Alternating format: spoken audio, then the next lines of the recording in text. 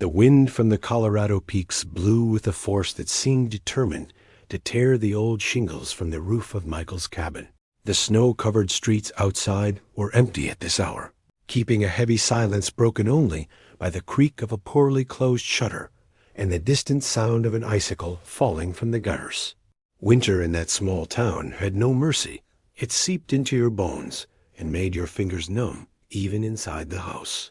Michael, sitting at his kitchen table, held a steaming mug of freshly brewed coffee in his weathered hands. He had been listening to the wind howl against the window panes for hours. His woodworking shop had been closed since the afternoon. No customer would dare venture out in such cold.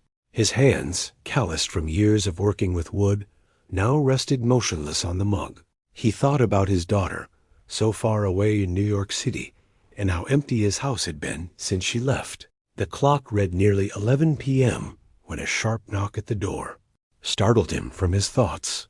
Michael frowned. Nobody knocked at this hour in a small Colorado town, and certainly not on a night like this. The knock came again, this time softer, but more insistent. He stood, pulled his wool coat closer around his shoulders, and walked toward the door. As he opened it, the frozen air rushed in like a knife. Before him stood an elderly man, wrapped in a worn overcoat so threadbare that the threads hung like dried roots. His tilted hat barely revealed a pair of dark, penetrating eyes that seemed to know him from all eternity. "Good evening," said the stranger in a calm, grave voice. "Could you give me a place to spend the night? The road has been long, and the cold shows no mercy." Michael hesitated. It wasn't common for strangers to arrive at the town without warning, much less at his home. He looked the man up and down dusty boots, cracked hands, his breath visible in the frigid air. There was something strange in his gaze, not fear or pleading, but a serenity that was unsettling. "Come in," Michael finally answered, stepping aside from the door. "It's no night to be outside." The man crossed the threshold slowly, as if measuring each step. Michael closed the door and returned to the kitchen. He poured another mug of coffee and pushed a plate of homemade apple pie toward him. "Thank you," said the visitor, taking a seat.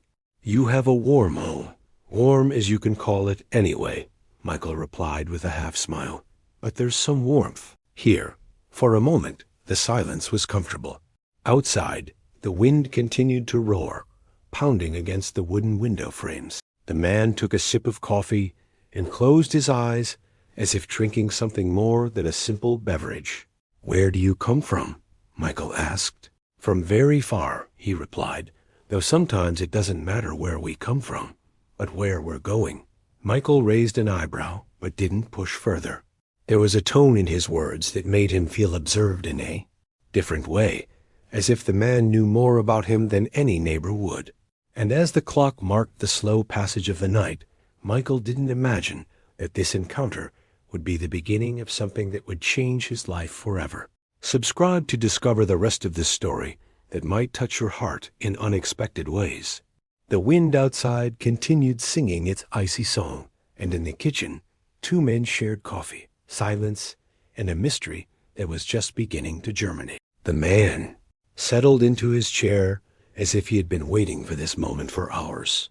His hands trembled slightly, whether from cold or road weariness, it was impossible to tell. Michael observed him cautiously, not taking his eyes from the man's measured gestures. "Here, have more coffee," Michael said, sliding the pot closer. "It helps against the cold." The visitor smiled barely, the smile of someone unaccustomed to receiving kindness. He took the mug and held it between his hands, absorbing the warmth. Before taking a sip, "Good coffee," he commented, letting the aroma fill the air. "It reminds me of one I had many years ago in a town not far from here." Michael frowned. "In what town?" The man paused. "I don't remember, or perhaps I don't want to." There was something in his tone that seemed to hide more than it said. He wasn't evasive like a liar, but rather selective, as if his words were pieces he only placed at just the right moment. Michael broke off a piece of apple pie and left it in front of him. The man took a bite, tasted it, and closed his eyes for a moment. "It has the taste of hands that work with love," he said, almost like a prayer. The phrase unsettled Michael. "And what do you do?" Michael asked, trying to discover who he was. The visitor smiled again, but this time his eyes shone with a strange gleam. "I walk. I help when I can. I listen when allowed, and occasionally I rest." Michael felt a mix of curiosity and unease. It wasn't common for a stranger to talk like this. Besides, the man didn't seem anxious or frightened. He was there as if time didn't matter to him. "What's your name?" Michael asked directly. The visitor looked at him intently, and for a moment Michael had the sensation that his gaze pierced through him as if seeing beyond his skin and his history.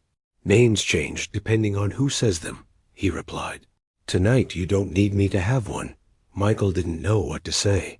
He didn't like mysterious people, but there was something about this man that he couldn't classify as threatening. The serenity with which he spoke, the way he observed every corner of the kitchen, even seemed to be familiarizing himself with the house.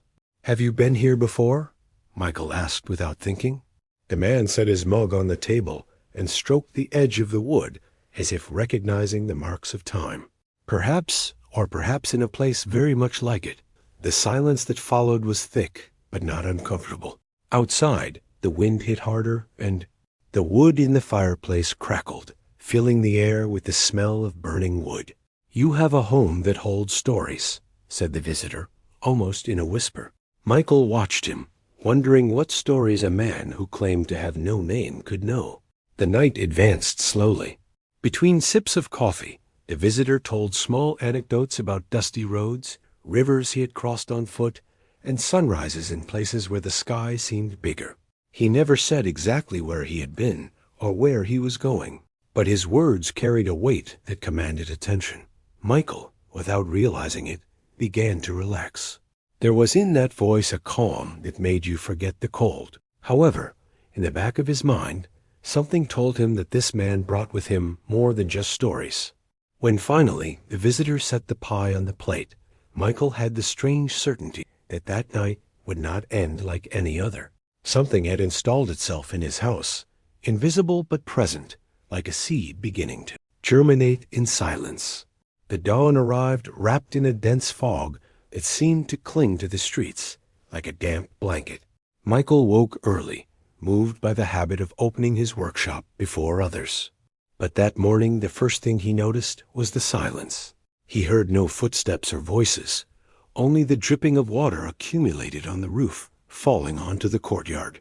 He looked for the visitor in the small room, where he had laid out a sleeping bag and a blanket. It was empty. The warm coat no longer hung on the chair, and the cold air told him the door had been opened before dawn. Michael stepped outside and looked in both directions. Nothing, not a trace of footprints on the wet snow. He stood for a moment, feeling that dull unease that settles in your stomach. He didn't know whether to feel relieved that the man had left without trouble or worried that he hadn't been able to say goodbye. He walked to the town store to buy fresh bread. There the first to greet him was Tom, his neighbor, a man with a hoarse voice and a thick mustache who had spent years watching stories and gossip pass down Main Street. "And that visitor you had last night?" he asked with curious smile. Michael stopped, surprised. "How did you know?" "I saw the light on late, and when I went to close my door, I saw him come in tall, thin, wearing that coat like it came from another era," Tom explained. Michael nodded, remembering every detail. "Yes, he came asking for shelter." Tom set the basket of bread on the counter and leaned in a bit. "I'm going to tell you something, and I don't want you to think I'm crazy. That man could have been Jesus." Michael let out a short, incredulous laugh. "Come on, Tom, don't start with your stories." "I'm serious," the neighbor insisted. "My grandfather used to say that every so often he appears like that, on cold nights in humble clothes, asking for shelter. Not everyone has the heart to open their door to him." The words resonated with Miguel more than he wanted to admit. He tried to take them as a joke, but Tom's tone was different this time, more grave, almost reverent. On the way home, he stopped at Mrs. Martha's little store to buy sugar. As soon as she saw him, she winked at him. "Hey, is it true you took in a mysterious man?" "People are saying he's not even from around here," Michael sighed. "He was just a traveler with cold, nothing more. But rumors spread faster than the wind. When he stopped by the church to deliver some wood, the church caretaker looked at him with a mix of curiosity and respect. They say you gave him coffee and bread." "What a blessing, brother." Michael left the delivery and walked away without responding. He didn't understand why a simple gesture of hospitality had become a topic of conversation in every corner. The rest of the day, while working in his shop, the image of the visitor kept returning to his mind. His penetrating eyes, the strange phrases, the calm with which he drank the coffee. Remembered that he never told him his name, never explained where he came from, and seemed to know his house without having seen it before. That evening, as he locked the workshop door, Michael felt that something within him had changed, though he couldn't explain what. Outside, the wind again traveled the town's streets, carrying with it murmurs, and among them the persistent echo of Tom's words. It could have been Jesus. He lay down without appetite, staring at the ceiling, wondering for the first time in many years if his faith was as solid as he believed. Sunday dawned with a clear sky, but the cold still gripped like it refused to release the night. Michael rose early, more out of habit than desire, and prepared to attend Mass.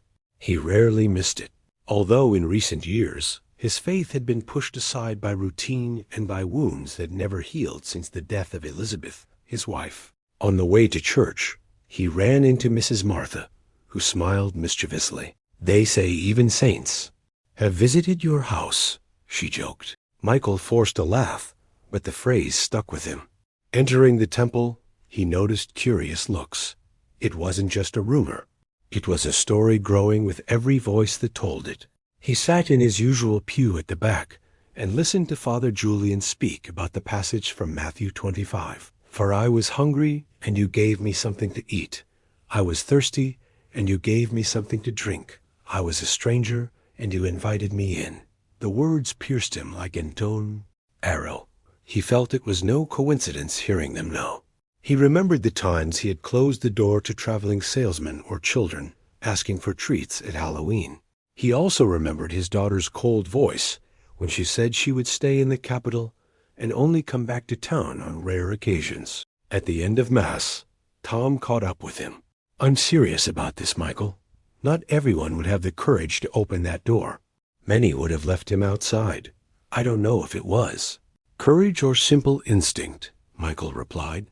"What I do know is that I can't stop thinking about that man." Tom gave him a pat on the shoulder and walked away. Michael remained alone in the town square, watching children play with tops and women arguing over prices at the hot chocolate and tamale stands. In the distance, he heard a group of men laughing. One of them, John, who always had a loose tongue, commented loudly, "See?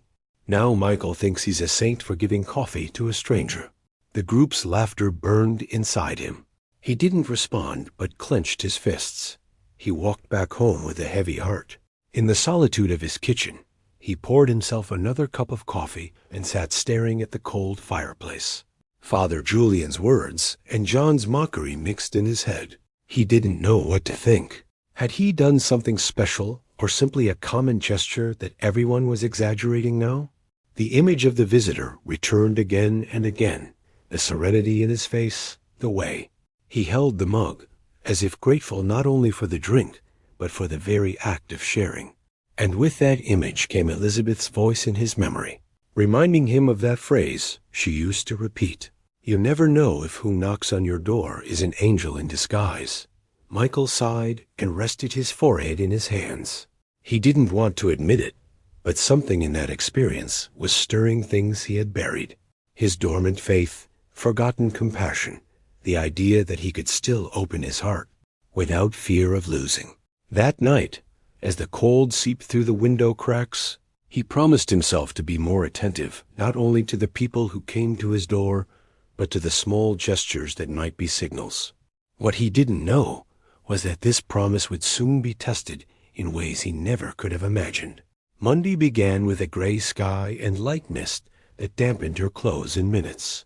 Michael opened his workshop early, determined to concentrate on work to stop turning over the conversations of the past few days. On the table, he had pieces of a cabinet that a customer from Denver had ordered urgently. It was a large job, and the payment would allow him to catch up on what he owed to the lumber yard. As he ran the sandpaper over the edges, he heard footsteps approaching. He looked up and saw Don Aurelio, the owner of the lumber yard, a stocky man with a perpetually furrowed brow and a grave voice. "Good morning, Michael," the merchant greeted, without much warmth. "Morning, Don Aurelio. I'm just working on the order I told you about." The merchant interrupted with a sharp gesture. "Your bill is past due." "I can't wait any longer." Michael swallowed hard. "This week I'll get paid for the cabinet, and I'll settle everything." Aurelio shook his head slowly. "I wish it were that simple, but I got news last night. The customer canceled. Says he'll get furniture from Chicago instead." The blow fell like a stone. The project canceled, but it was already advanced. "That's not my problem, Michael. What is my problem is that you owe me 3 months of wood and nails. If you don't pay by Friday, I'll have to take your tools." Michael felt anger rising in his face, but he took a deep breath. "Don't do that, Aurelio. If you take my tools, I can't work, and even less pay you." "You have 4 days," the man answered before leaving, his boots echoing on the snow-covered ground. Michael stood alone, staring at the half-finished cabinet. It was like watching hours of work turn into nothing. A knot of helplessness tightened his throat. The rest of the morning he tried to focus, but numbers crowded his head, the little he had saved, workshop debts, and even an outstanding bill at Mrs. Martha's shop. He couldn't ask anyone for money. Everyone in town knew work was scarce this time of year. At noon, he went for a walk to clear his head. In the square, some neighbors greeted him, but he barely responded. Every word he heard seemed to remind him of his situation. Even Tom's voice, calling from a bench, "Keep your spirits up. Buddy Faith moves mountains." Michael raised his hand in a muted greeting. Faith, yes, but Faith didn't pay bills. He returned to the workshop and spent the afternoon working on small pieces he could sell: quickly stools, cutting boards, simple frames. As he sanded one of them, he found himself remembering the mysterious visitor's words. What is given with the heart comes back in ways we don't always understand. He wondered if that applied to debts too, but quickly dismissed it as naive. Still, he couldn't deny that something inside resisted surrender. As the sun began to hide behind the mountains, Michael closed the workshop with the feeling of carrying a weight on his shoulders. He walked home mentally reviewing possible solutions, but none seemed sufficient to raise the money before Friday. At home, he lit the fireplace and warmed up some beans with stale tortillas. He ate in silence, listening to the wind filter through the cracks. That night he slept poorly, tossing in bed and dreaming of closed doors and voices, repeating again and again. 4 days. What Michael didn't know was that even in the midst of that hopelessness, help was closer than he imagined, waiting for the right opportunity to appear. Tuesday dawned with a timid sun that barely managed to warm the cold streets of the small Colorado town. Michael opened the workshop, carrying the same weight on his chest since Don Aurelio's visit. 4 days to pay the debt. 4 days that seemed an impossible wall to climb. He spent the morning trying to sell some cutting boards and frames to neighbors, but the response was always the same. "When I get paid next week, or not right now, buddy." He returned to the workshop with empty hands and a lump in his throat. Near midday, he heard shuffling footsteps approaching. Stepping out, he saw Mrs. Remedios, an elderly, small woman with a bent back, known for her firm character and for caring for the church flowers as if they were her daughters. She wore a blue shawl and a basket on her arm. "Good morning, Michael," she greeted in a steady voice. "Good morning, Mrs. Remedios. What brings you by?" She set the basket on the workbench and pulled out a wrinkled notebook. "I came because Father Julian asked me to find someone to repair the old church pews, and I thought of you." Michael felt a mix of relief and surprise. Repair the pews. Of course I can. We don't have much to pay, she clarified, looking him in the eye. But what we have is yours if you accept. Michael was quick to agree. Any work is welcome, Mrs. Remedios, especially for the church. She smiled, showing the few teeth she had left. I knew you'd say yes. The pews are splintered, and some are wobbly. If they're not fixed before the harvest festival, people will complain. They agreed that Michael would visit that same afternoon to inspect. Before she left, Mrs. Remedios gave him a jar of honey for his coffee. It's not payment, it's affection. When she walked away down the street, Michael felt a ray of hope filtering through his worries. The job wasn't big, but enough to keep Don Aurelio from taking his tools. That afternoon, he loaded some basic tools and walked to the church. The interior smelled of melted wax and fresh flowers. The pews indeed had loose legs, worn boards, and oxidized nails. As he took measurements and made notes, Father Julian approached. I'm glad you accepted, Michael. Not everyone would be willing for so little. Father, little or much always helps, Michael replied. The priest nodded with a smile. Sometimes what seems little becomes much if done by the right hands. That phrase stayed with him as he returned to the workshop to start work. He cut wood, sanded pieces, and reinforced legs. The sound of his hammer returned to him, a calm he hadn't felt in days. As the sun began to hide, he had 2 pews already repaired. He left them leaning against the wall, satisfied with the progress. He prepared a simple dinner, and while eating, he thought that maybe after all, there was a way to get through this without losing everything. When he went to bed, exhaustion defeated him quickly. He didn't hear the wind or dogs barking in the distance. He only remembered before falling asleep that in his worst moment, a helping hand had appeared when he least expected it. What he didn't know was that this work, besides temporarily saving him, would bring him even closer to the mystery that continued surrounding his life since that cold night. Thursday night fell with a clear sky and a large moon illuminating the snow-covered streets like silver. Michael closed the workshop early. The last 2 days he had worked without rest on the church pews and had barely enough strength to eat and go to bed. However, something pushed him to walk toward the square before heading home. When he arrived, he noticed it was almost empty. Only a couple of young men played lottery at an improvised stand, and an old woman sold steaming hot chocolate. It was then that he saw him sitting on a bench, looking at the sky, the man in the worn coat. Michael stopped for a few seconds, hesitant. He didn't know whether to approach or leave him there, as if he had only been a mirage. But the man turned his head and looked directly at him, as if he had been waiting for him. "Good evening, Michael," said the stranger with that calm voice Michael remembered perfectly. "Good evening," Michael replied, feeling a chill. "I didn't think I'd see you again."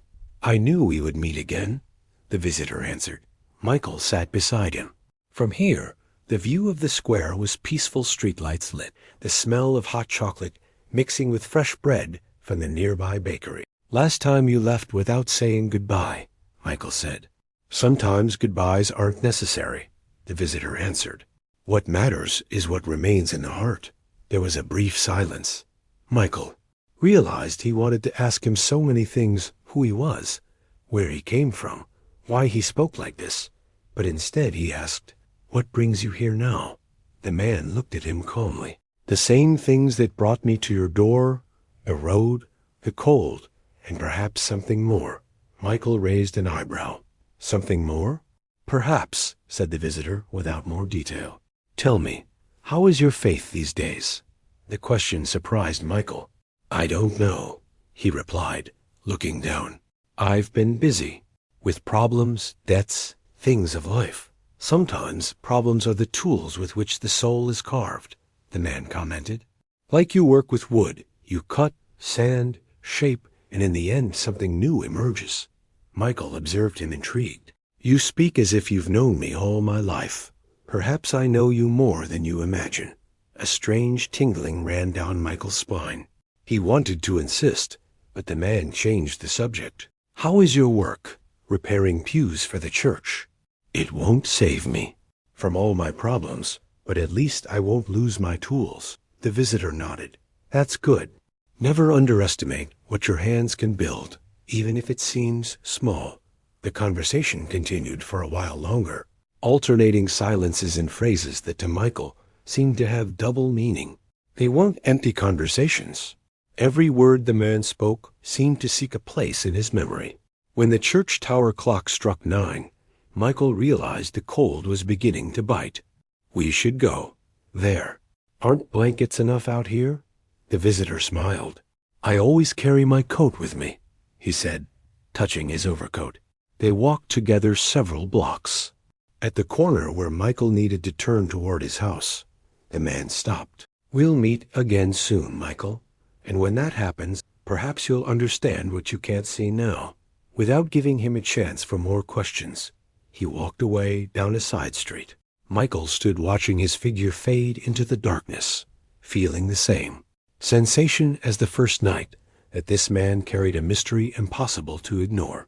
He returned home with his mind in turmoil, knowing that something was about to change, though he couldn't say what. Friday dawned with a strange feeling, as if the town was holding its breath. Michael worked from early morning on the workshop, determined to finish the last pews for the church before delivering them. The smell of fresh-cut wood mixed with varnish, and the constant hammer strikes marked the rhythm of the morning. At noon he stepped out to take a board to the back storage. That's when he smelled something different, a dry, acrid smoke, not from the fireplace. He rushed back and saw a gray thread escaping through a ceiling crack. His heart raced. He pushed the door and found a small inferno. A spark, maybe from an old wire, had caught a pile of dry wood shavings next to the workbench. The flames climbed quickly up the wall, fed by varnish and wood. No, no, he shouted, looking for the water bucket. He threw the first load on the fire, but it barely weakened it. He ran into the street, calling for help, and within seconds, several neighbors came running. Tom appeared with another bucket, Mrs. Martha with a wet blanket, and 2 young men began hitting the flames with shovels. The smoke made eyes burn, and the heat scorched skin at a distance. Michael worked without thinking, driven by pure instinct, until after endless minutes, they managed to extinguish the fire. The workshop fell, silent, broken only by labored breathing. The blackened wall, the shavings turned to ash, and 2 completely burned pews were the immediate toll. Michael collapsed onto a chair with trembling hands. It could have been worse, Tom said, still breathing hard.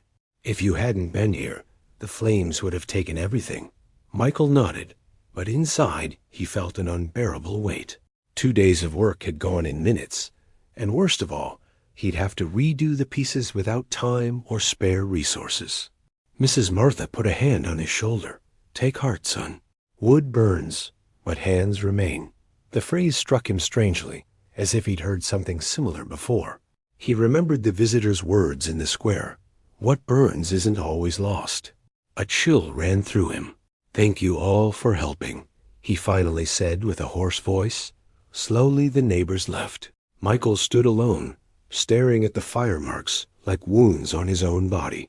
The smell of smoke permeated everything, and though he knew he should start cleaning, he felt without strength. He walked to the least damaged bench and ran his hand over the charred surface.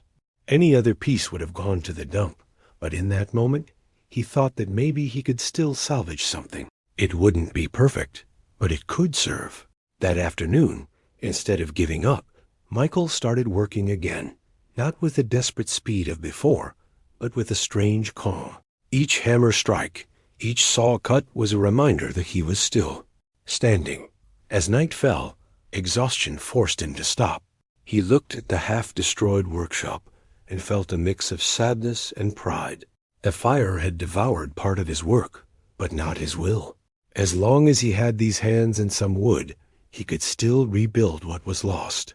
What Michael didn't imagine was that in a few days, those same hands would receive help from places he never thought to look. Saturday dawned with clear air, as if the overnight rain wanted to erase the traces of the fire. Michael woke before sunrise, still with the smell of smoke impregnated on his clothes and hands. He dressed in silence, had a quick coffee, and went straight to the workshop. The first thing he saw were the black marks on the wall and the ashes on the floor. But instead of sinking into despair, he took the broom and started cleaning. Each shovel of burned debris was a small act of resistance. He hadn't been working long when he heard footsteps outside. It was Tom with an old cap and a wide smile. "I came to see if you needed a hand." "Hands are always needed, Tom," Michael replied gratefully. Minutes later, Mrs. Martha appeared with a thermos of coffee and a bag of rolls. "So you can work with energy," she said, leaving them on the table.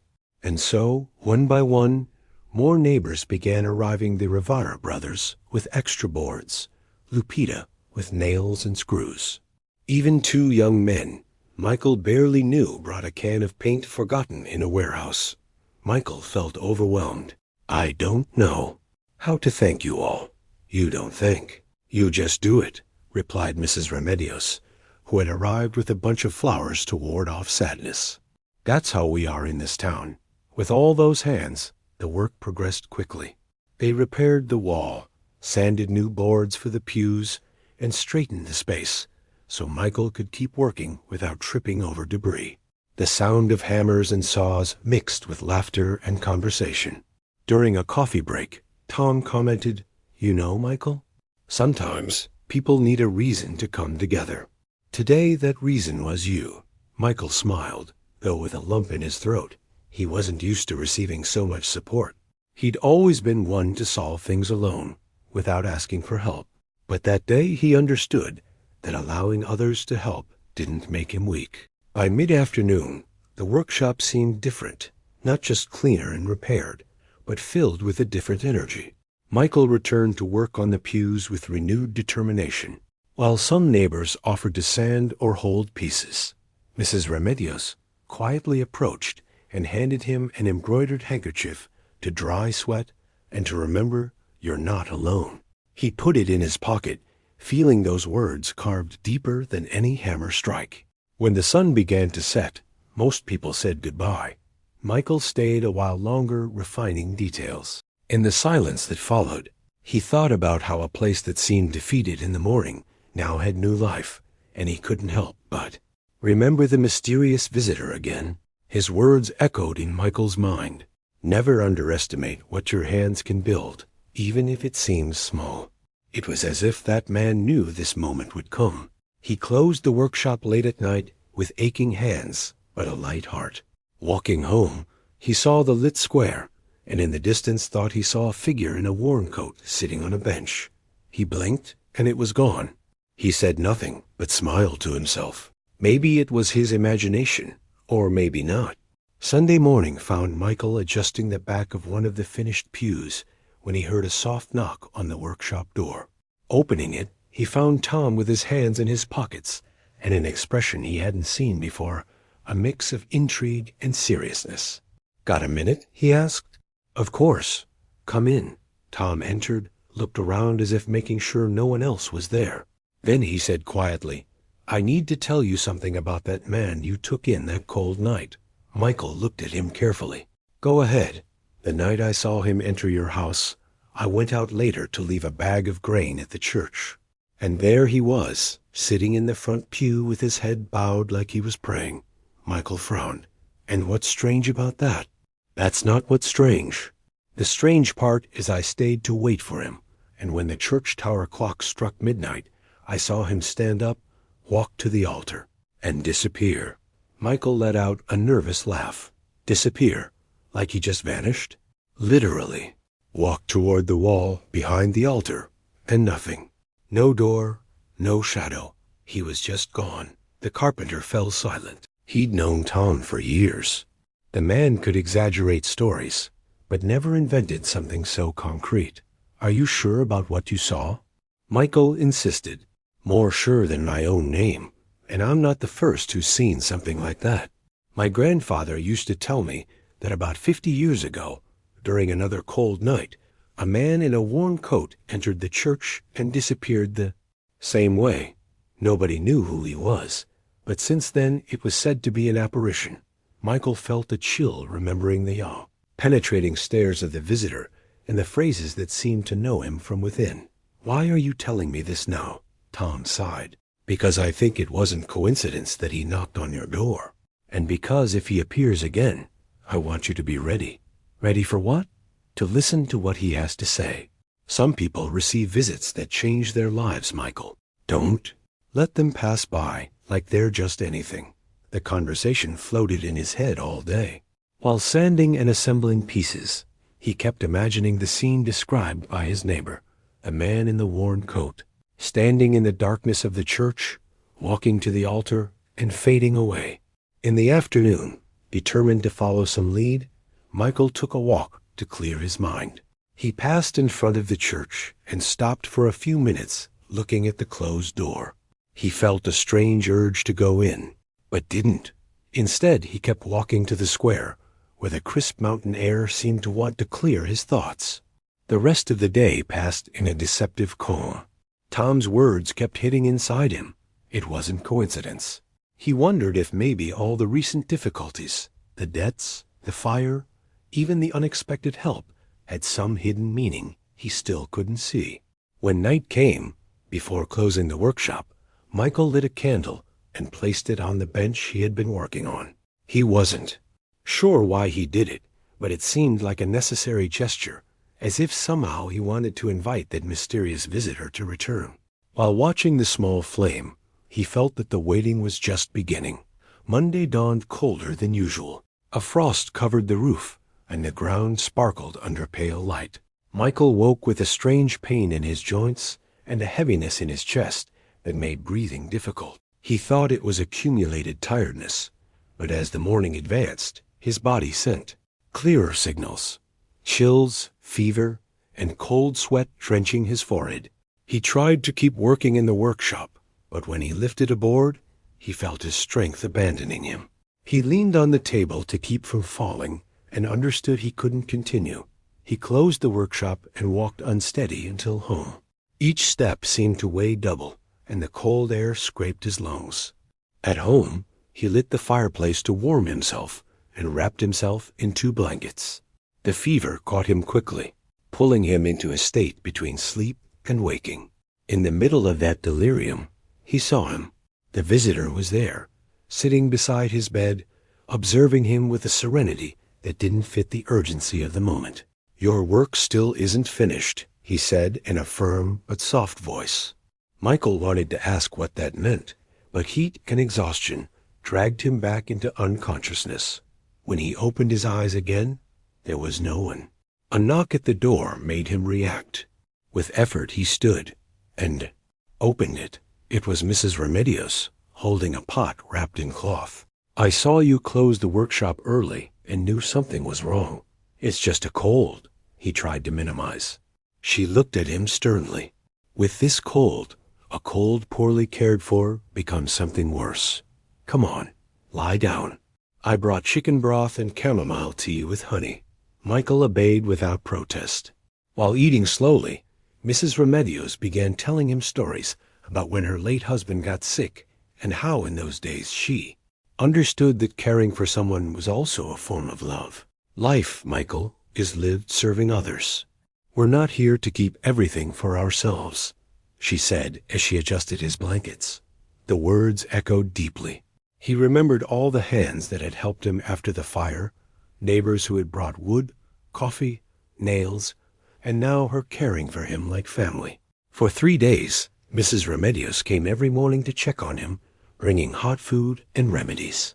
The fever gradually subsided, but the feeling of fragility remained. Michael understood he wasn't invincible and that his time and strength weren't eternal. Thursday, when he finally could go outside, the cold air hit his face like a warning.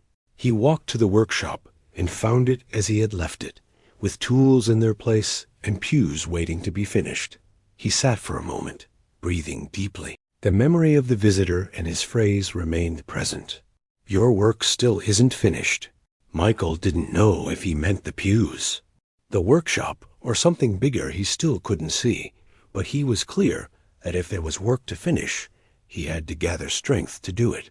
That day he lit the fireplace in the workshop and started working again, more slowly, but with the determination of someone who knows each day counts.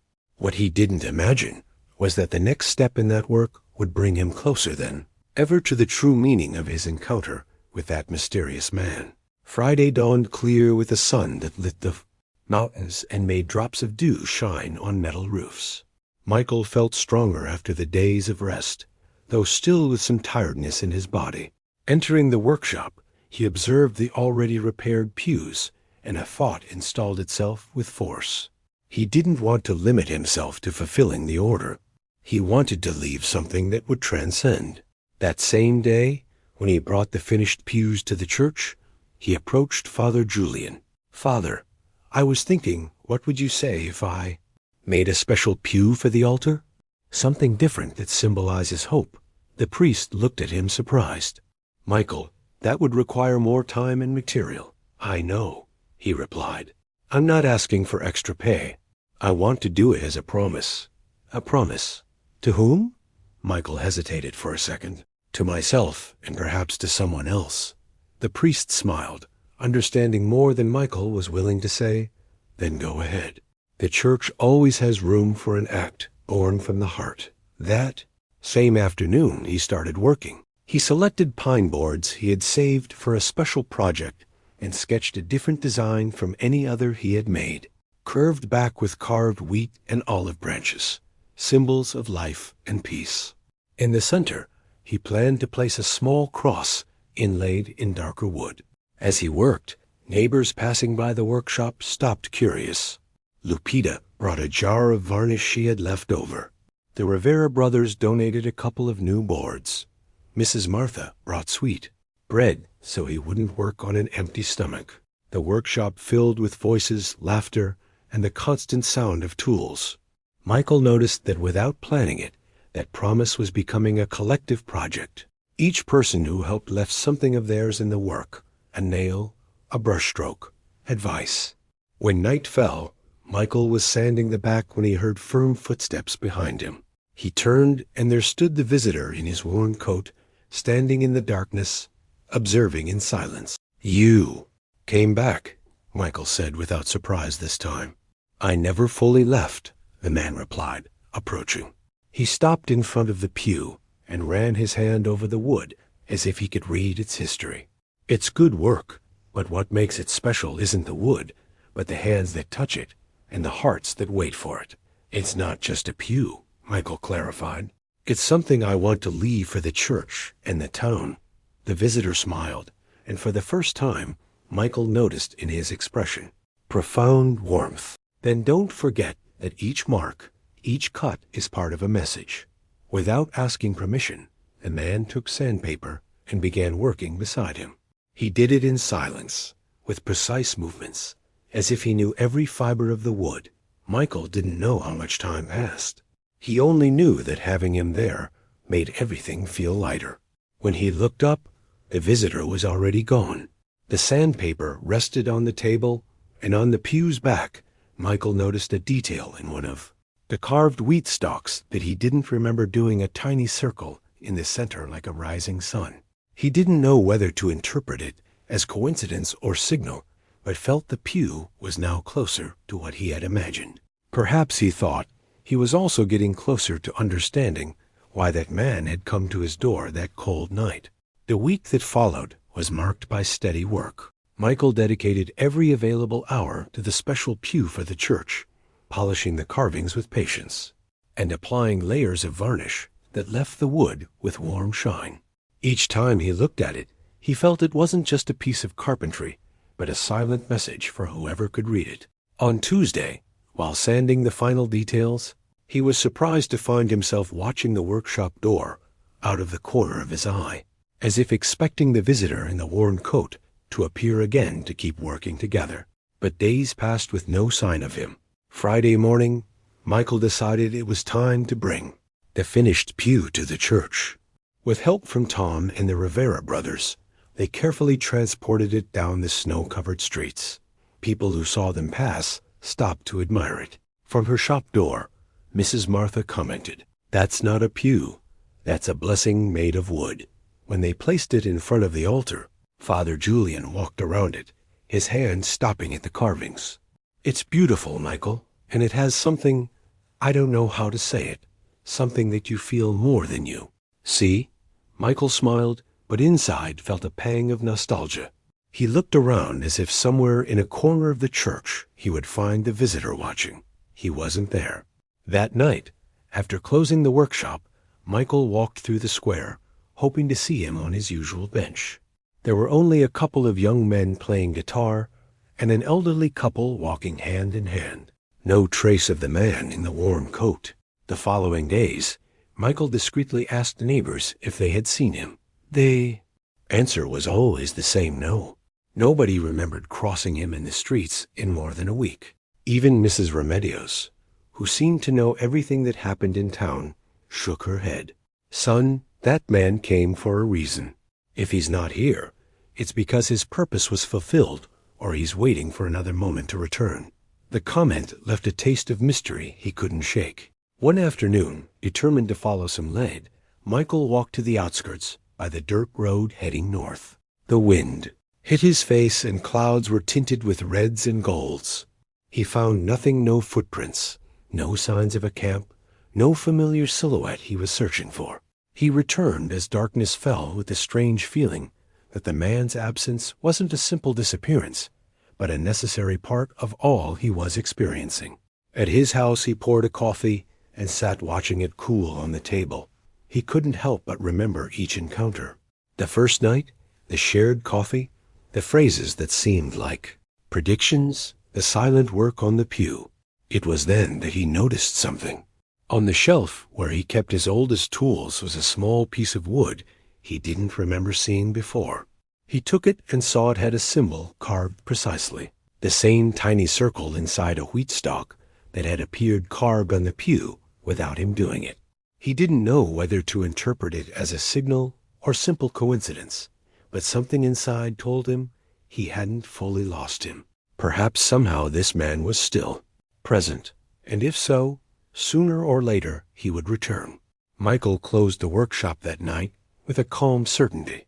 You don't always need to see someone to know they're still with you. Wednesday morning began peacefully. The air was fresh, and the town heard first sounds of daily activity. The distant hammering of a blacksmith, late roosters crowing, the smell of fresh bread from Mrs. Martha's bakery. Michael opened the workshop without rushing. With the pew already delivered, pending work seemed less urgent. Near noon, while reviewing some boards, he heard a knock at the door. Opening it, he found Father Julian holding a sealed envelope with red wax. "This arrived for you this morning," said the priest. "There's no return address." They left it at the church door. Michael took it with curiosity. The envelope was thick, made of rough paper he didn't remember seeing in town. He broke the seal and inside found a letter written in clear, elegant handwriting. Michael, the cold of that night was not just weather, but a soul needing warmth. You opened your door without knowing who was knocking, and in that gesture you lit more than a fireplace.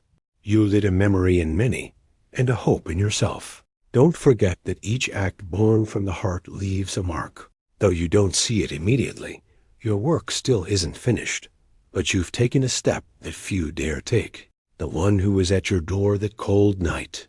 Michael read and reread those words, feeling his chest fill with a mix of emotion and awe. He looked at Father Julian. Who could have written this? The priest shook his head slowly.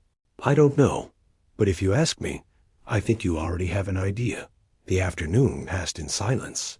Michael kept the letter in a wooden box where he preserved few valuable things: a photo of his wife, a drawing his daughter made as a child, and an old medal that had belonged to his mother. Sitting at his kitchen table, he let his mind review everything from the beginning the knocks on. The door that cold night, the visitor's calm, his words in the square, the silent help on the pew, the disappearance Tom swore he saw. It was like putting together puzzle pieces not meant to fit perfectly, but still forming an image. As darkness fell, Michael decided to go to the church. There was no service, and the temple was empty. He approached the pew he had built and ran his hand over the carving. There was the small circle in one of the wheat stalks. "I don't know who you really are," he whispered. "But thank you." His voice echoed through the space. For a moment, he felt the church's silence wasn't loneliness, but company, an invisible but real presence. Leaving, the night was clear, and stars shone with unusual brightness. Michael paused in the square, breathing the cold air. Deep in his being, he accepted that whoever this man was, he had changed his life forever, and even if they didn't meet again, his visit's mark would stay with him. With the letter safely kept and his heart at peace, he returned home, not knowing that what had begun as a simple gesture of hospitality had become the beginning of a legacy the town would remember. Winter slowly began to yield, and the first warm days brought a different feel to the small Colorado town. San Miguel de las Nieves continued its slow rhythm, but something had changed. The pew Michael built for the church had become a silent gathering place. Parishioners would stop to look at it. Some touched it before sitting, and others just sat there a few minutes in silence, as if waiting to receive more than just a place to rest. Michael, for his part, had returned to work in his shop with a new serenity. He continued repairing furniture and building orders, but now dedicated part of his time to fixing things for free for those who couldn't pay. It was as if that gesture from one cold night had multiplied into small actions warming others. One Saturday morning, while adjusting a rocking chair, Mrs. Remedios stopped by to say, "Hello. The pew looks more beautiful each day," she commented. "It's not just the wood, son, it's what it represents." "I just did my part," Michael replied, smiling. "Yes, but your part was necessary," she said, giving his arm a pat. That same day, Tom arrived with an order, a small cross to place above his front door. "They say it protects the home," he explained. "But for me, it's more than that. It's a reminder that when someone knocks, you should open." Michael accepted the work gladly. As he carved the cross, he couldn't help but think of the letter still kept with his most precious things. The visitor's words, "Your work still isn't finished," stayed alive in his mind.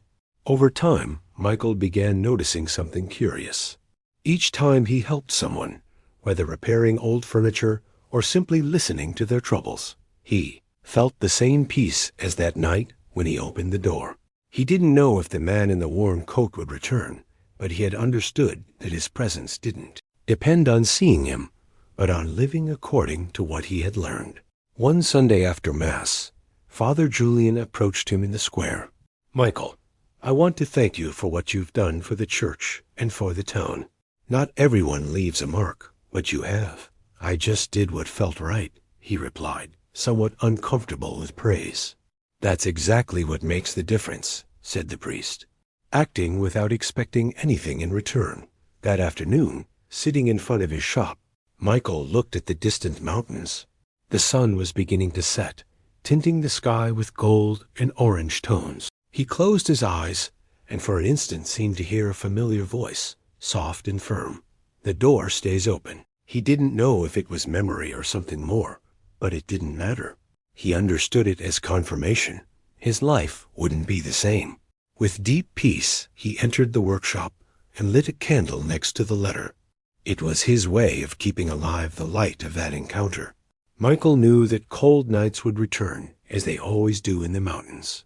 And he also knew that if one day he again heard knocks on his door, he would open without hesitation. Because some encounters aren't chance, and some visits, though they leave, stay forever.